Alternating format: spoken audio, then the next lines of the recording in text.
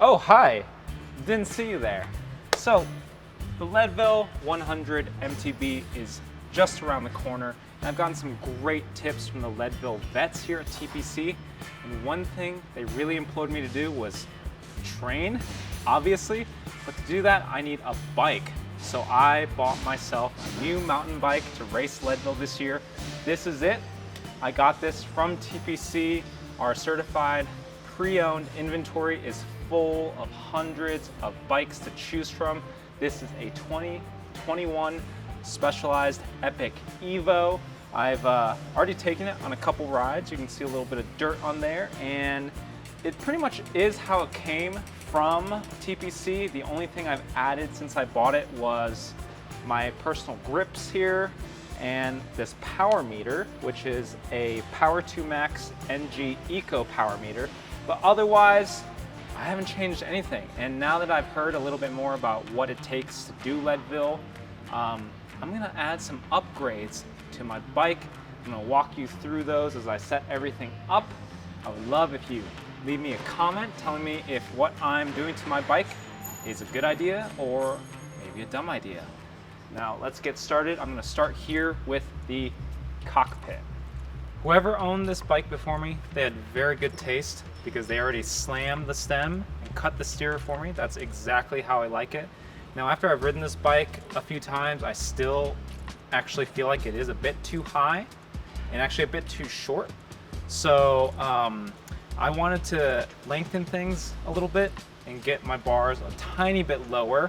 So fortunately, here at TPC, we work a lot with FSA, and they were kind enough to send me some cockpit components to try out.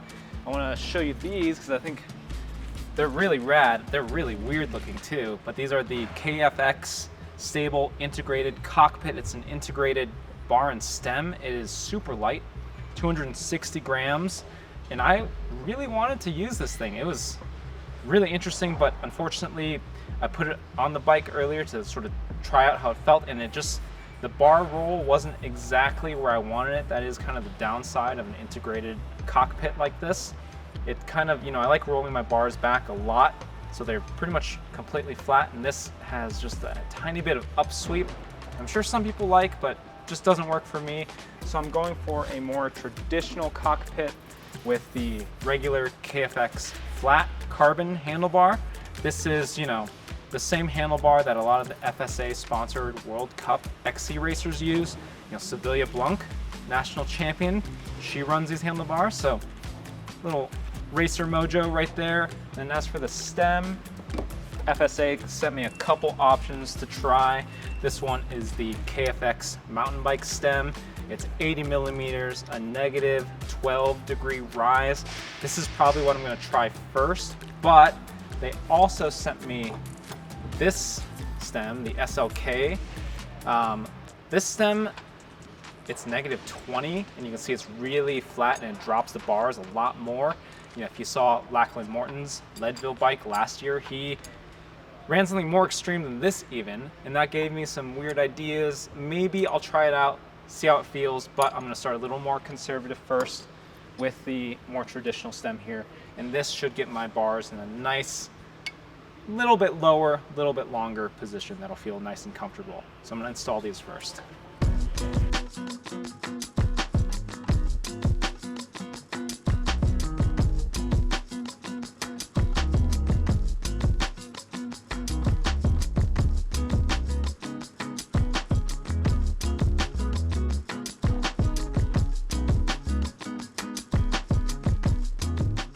Add some fiber grip to the stem here. This is the best stuff. It pretty much means no slipping bars ever.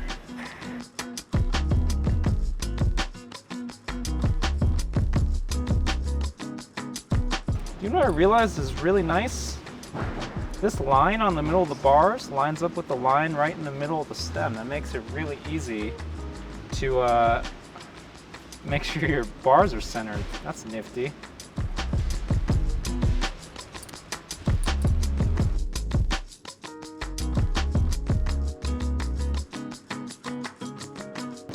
Check that out. There's a line there, a line there. Now it's centered. Easy. I'm just going to give these a little bit. I'm not going to tighten them just yet because I want to make sure I get my bar roll right before I torque everything down. It's going to go on right there.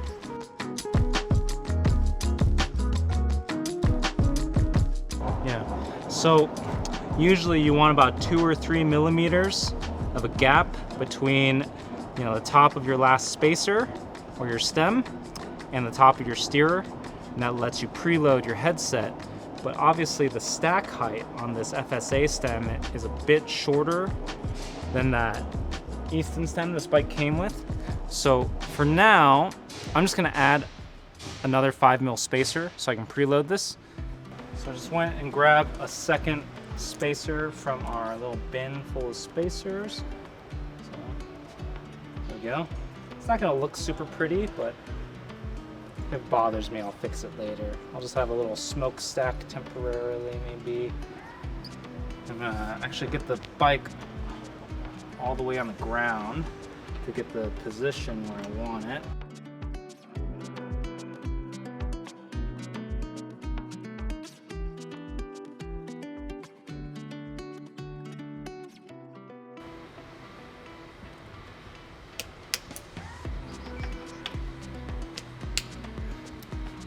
And for the bars, I pretty much like to just have them almost perfectly flat. This is one of those no gap stems, so you just bottom out the top bolts and then torque the bottom bolts. Super easy.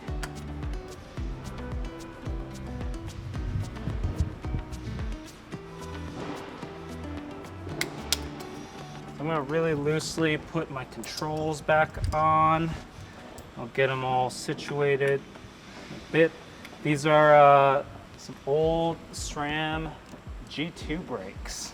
So this bike's from 2021. So these have pretty much been phased out. And you've got the 4-piston levels replacing them, but I think these will work just fine.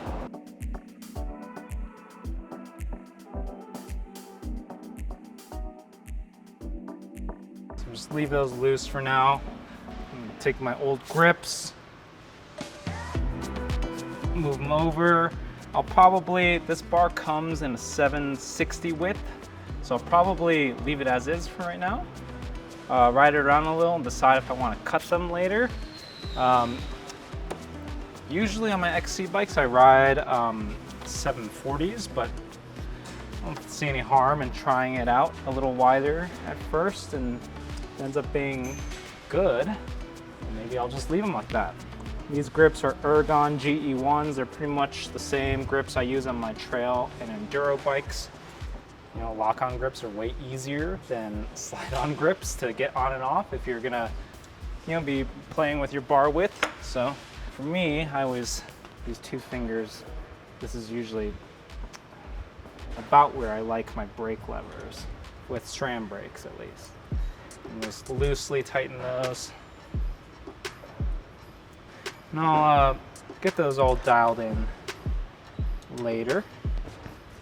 We're gonna do the wheels and tires now. So, the wheels that came on this bike, they've got some DT240 hubs, which are pretty cool, so I'll probably try and salvage those for like a future wheel build. But I decided to get some nice, lightweight carbon XC wheels. FSA again sent me, these are the KFX I-25 carbon wheels. These are again the same wheels that FSA sponsored World Cup XC racers use. They got 25mm internal rim width, decently light. I'm going to, I gotta tape them up first. I'm gonna install some of these Vittoria peyote tires. These are Vittoria's newest XC race tire. I got them in 2.4 width, so wide boys. I'm also gonna, of course, install them with Silca Ultimate Tubeless Sealant. And then these are Vittoria's Airliner Light. They are super lightweight. These are only 50 grams, so for something like Leadville, I don't think it's gonna make that big of a difference, and it'll be really nice to have a little extra rim protection. to, you know, hopefully prevent stuff like pinch flats, because I would hate to flat during the race. It's probably the worst thing for me. So I'll see how easy these are to install. I've never used them before, so got to tape these up first.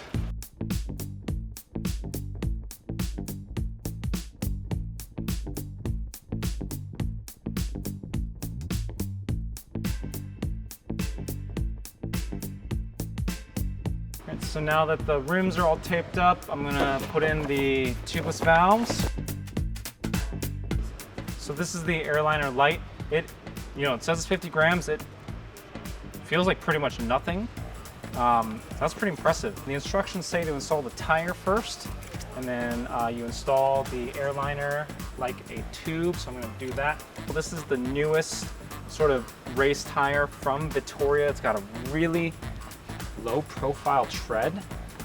So, I mean, the old Peyote was kind of like a knobbier tire, but this version, very low profile. It should roll very fast. I don't think it's been independently tested yet, so I don't know how it compares to, like, you know, the other really fast tires on the market, like the Race King or the Racing Ralph, stuff like that. But I don't know. It's always fun to try something new.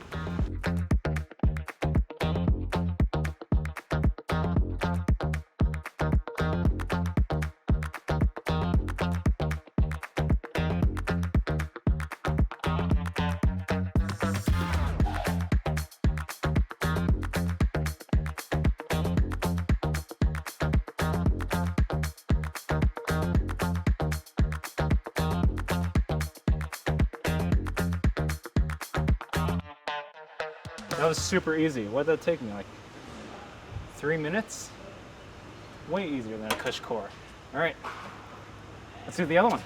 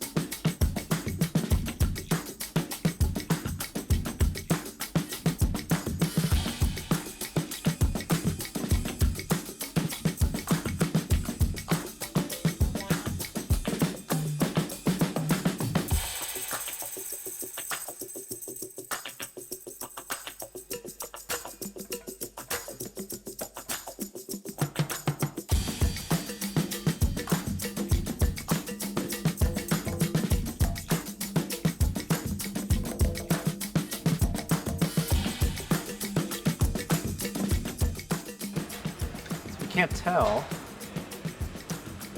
it's a wax chain.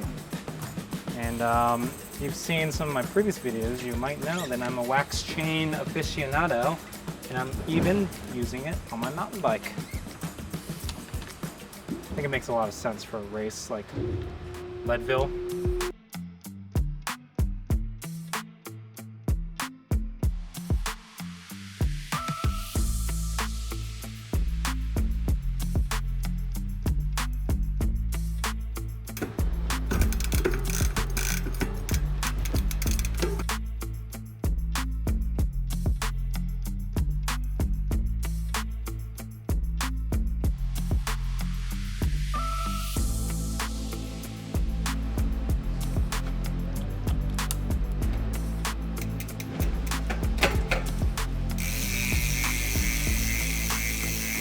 Alright, so that looks pretty good. I've got my race cockpit on, my new race wheels with race tires, some lightweight inserts. I think the only thing left to do is weigh this thing. So I actually am not sure what it weighs. You know, when the Epic EVO, this previous generation version came out, it was like the lightest full suspension frame Specialized had made. This isn't the S-Works version, but you know, it's still pretty impressive for a full suspension bike. Just in the hand, it felt pretty good.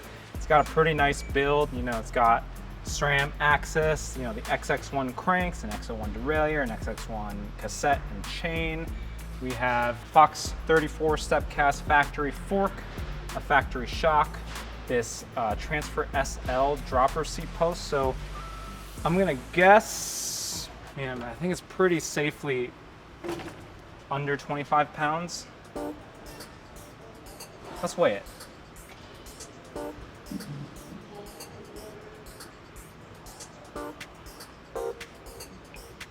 £24, 7 ounces, just under 25 pounds. That's with pedals, with bottle cages, with inserts, and this power meter. I think I'm pretty happy with that. So I'm definitely gonna have to put some miles on my bike now and get training. I'm gonna test this out in a race at Bailey Hundito in a few weeks. Otherwise, I'm not gonna change anything unless I'm really unhappy with something. Maybe I might tinker with the bar width, but I gotta ride it around first and figure that out. Otherwise, this is probably the bike you'll see me riding at Leadville this year. Hopefully, I will see you there. Don't forget to like, subscribe, and before we leave, I am gonna go get the suspension serviced.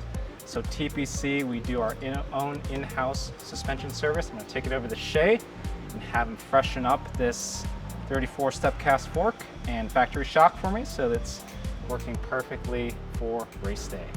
I'll see you next time.